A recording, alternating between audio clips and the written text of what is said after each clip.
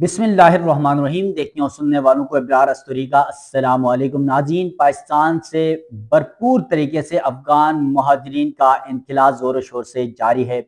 इस वक्त पूरे मुल्क से रज़ाकाराना तौर पर बड़ी तादाद में अफ़गान मुहाजिरीन अपने वतन वापस जा रहे हैं और बहुत सारे जा चुके हैं। अब तक गैर मुसद्दिक़ा इत्तलात के मुताबिक तादाद 20 लाख से 35 लाख तक पहुँच चुकी है गुज़िश्ता 2 सालों में अफ़गान मुहाजिरीन के हवाले से, जो पाकिस्तान से वापस जा चुके हैं।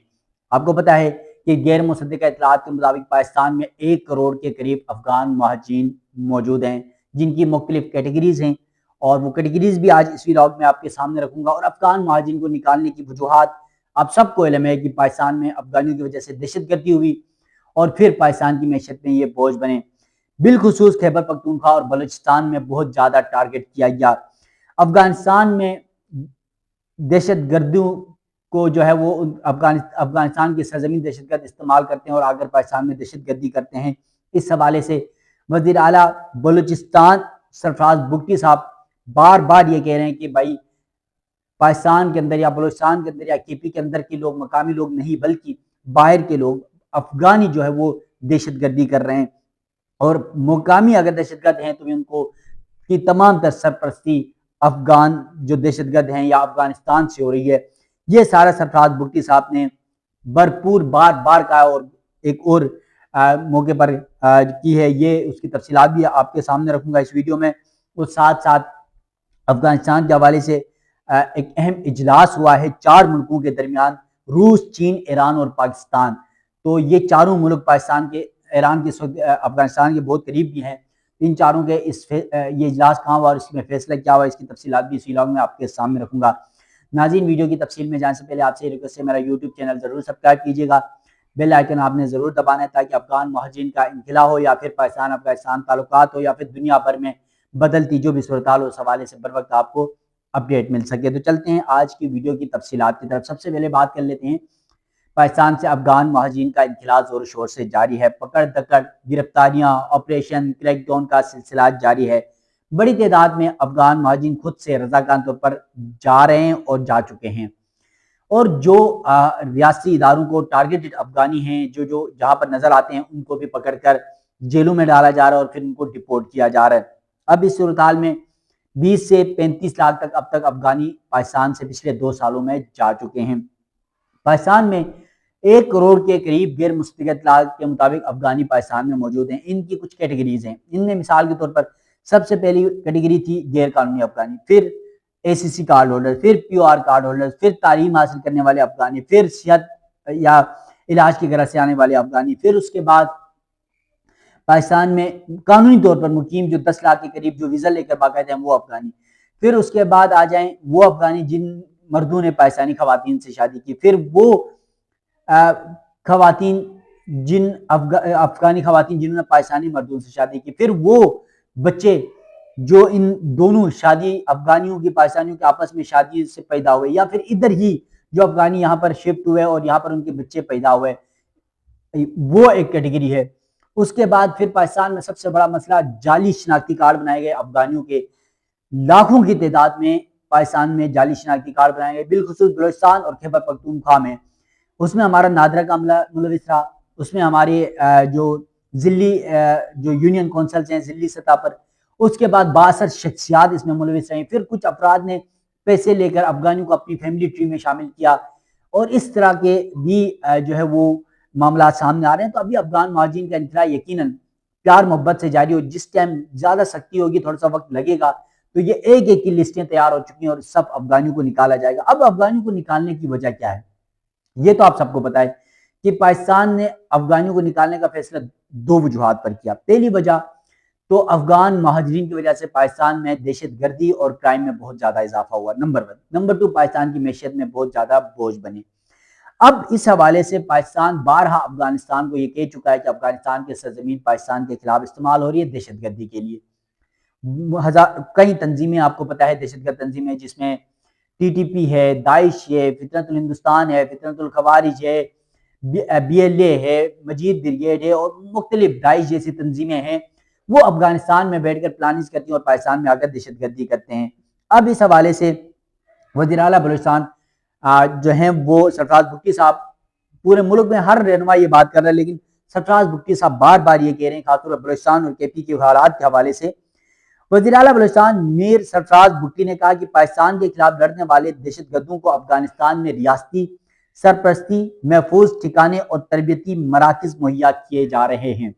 یہ بڑا الزام ہے اور یقیناً پاکستان ہمیشہ یہ کہتا رہا ہے کہ افغانستان کی سرزمین پاکستان کے خلاف استعمال ہو رہی ہے، اور اب سرفراز بگٹی صاحب تو کہہ رہے ہیں کہ اب بھی جو موجودہ افغان طالبان امارات اسلامی کی حکومت ہے وہ ان تمام دہشت گردوں کی سرپرستی بھی کرتی ہے، محفوظ ٹھکانے بھی فراہم کرتی ہے، اور پھر ان کو تربیتی مراکز بھی مہیا کر رہی ہے۔ وزیر اعلیٰ بلوچستان نے ایک پریس کانفرنس میں بتایا کہ بلوچستان میں 4G موبائل نیٹ ورک کی معطلی دہشت گردوں کی جدید مواصلات سرگرمیوں کو روکنے کے لیے کی گئی۔ ان کا کہنا تھا کہ دہشت گرد ایسے جدید ذرائع استعمال کر رہے ہیں جو خفیہ اداروں کی پہنچ سے بھی باہر ہیں۔ سرفراز بگٹی نے کہا افغانستان ہمارا برادر ملک ہے، لیکن وہ دہشت گردوں کو تربیت دے کر پناہ گاہیں فراہم کر رہا ہے۔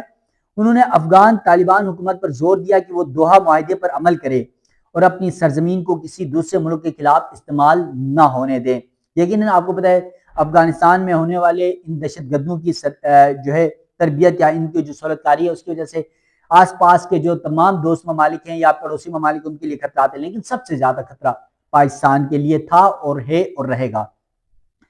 وزیر اعلیٰ کے بلوچستان نے انکشاف کیا کہ حالیہ دنوں میں بلوچستان میں مارے جانے والے دہشت گردوں کی ایک بڑی تعداد کا تعلق افغانستان سے تھا۔ انہوں نے بتایا کہ بدھ کے روز کے ایک کارروائی میں 2 دہشت گرد مارے گئے، جبکہ ایک نے ہتھیار ڈال دیے۔ مارے جانے والوں میں سے ایک دہشت گرد پیشے کے لحاظ سے وکیل تھا اور وہ پاک فضائیہ کے اہلکاروں کے قتل کے مقدمے میں مطلوب تھا۔ رہنمائی کے ایک سوال پر سرفراز بگٹی نے ریحان گل کی مبینہ ہلاکت سے متعلق رپورٹس کو بڑی کامیابی قرار دیا، اگرچہ انہوں نے کہا کہ اطلاعات تاحال غیر مصدقہ ہیں۔ انہوں نے یہ بتایا کہ وفاقی اور صوبائی حکومتوں نے مصنوعی سیاروں کی مدد سے پوسٹ کی کاشت روکنے کا فیصلہ کیا اور اب پاکستان کی پوسٹ سے پاک حیثیت پر کوئی سمجھوتہ نہیں کیا جائے گا۔ سرفراز بگٹی نے یہ الزام بھی لگایا کہ دشمن قوتیں دہشت گرد تنظیموں کو استعمال کر کے بلوچستان کو غیر مستحکم کرنے کی کوشش کر رہی ہیں اور اسی جنگ کی پشپنائی بھارتی خفیہ ایجنسی کر رہی ہے۔ ہم پر انٹیلیجنس بنیادوں پر جنگ مسلط کی گئی۔ پھر انہوں نے کہا کہ سروسز کے معطلی کے فیصلے پر بات کرتے ہوئے کہ فوجی انہوں نے کہا کہ اس اقدام کا مقصد عوام کو پریشان کرنا نہیں بلکہ دہشت گرد نیٹ ورک کے خاتمے کے لیے یہ قدم ناگزیر تھا۔ ان کے مطابق یہ فیصلہ قانون نافذ کرنے والے اداروں کے لیے بہت مددگار ثابت ہوا ہے۔ آخر میں بلوچستان کے پسماندہ علاقوں کے عوام کو قتل کرنے والے عناصر کو تنقید کا نشانہ بناتے ہوئے انہوں نے کہا کہ ایسے اقدام کا کوئی جواز نہیں بنتا جب وہاں کے لوگ پہلے ہی محرومیوں کا شکار ہیں۔ یقیناً کچھ روز قبل سپریم کورٹ میں بھی آئے تھے، سپریم کورٹ بار کی نے ان کو بلایا تھا وزیر اعلیٰ بلوچستان سرفراز بگٹی صاحب کو، انہوں نے خطاب کیا، وہاں پر بڑے سوالات بھی ہوئے، متی اللہ جان صاحب نے بھی سوال کیا تھا، میں خود بھی وہاں پر موجود تھا۔ تو وہاں پر BLA کے حوالے سے، مہارنگ بلوچ کے حوالے سے بات ہوئی، بلوچستان کے حالات کے حوالے سے بات ہوئی، تو افغانیوں کے حوالے سے بات ہوئی، تو وہاں پر انہوں نے کہا کہ ساری دہشت گردی افغانیوں کی وجہ سے ہو رہی۔ پھر BLA پر انہوں نے الزام لگایا اور ایک انہوں نے بڑی اچھی بات کی،